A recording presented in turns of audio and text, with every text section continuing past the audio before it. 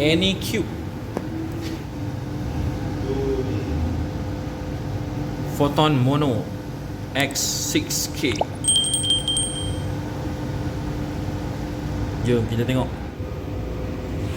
Ni hasilnya kita boleh tengok nanti. Ni Syed Syahrin dah configure dah. Jadi dia tengah printing tu. Nampak tak? Jadi apa ni weh? Star, bintang. Oh, Shuriken Naruto Wow.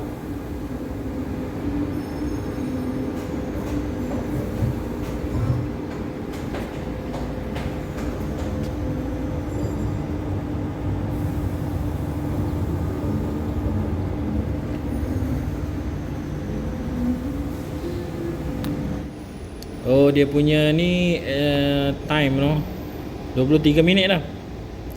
70% progress, 23 minit 50 saat. Jadi kat situ kita boleh tengok tu progress dia no. 3DG.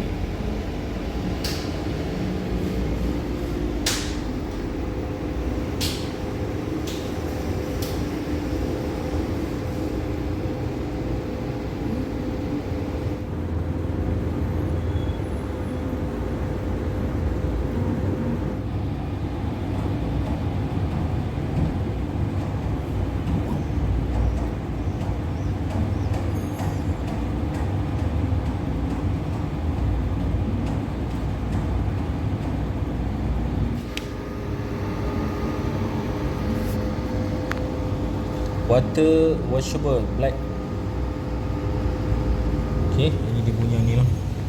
Kita panggil apa ni? Dia bukan cartridge no. Wavelengths. Water washable black. Mama Mesin.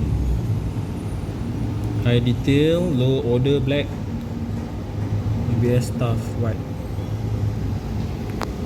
Kat sini ada kotak ni.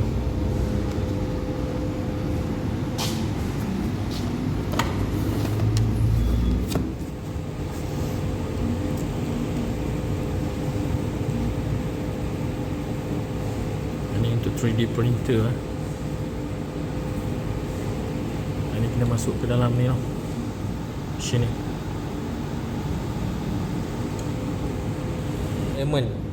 Filament white,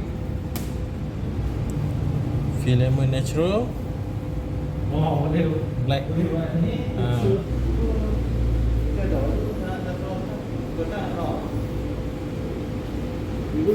3D. BK3 apa tu?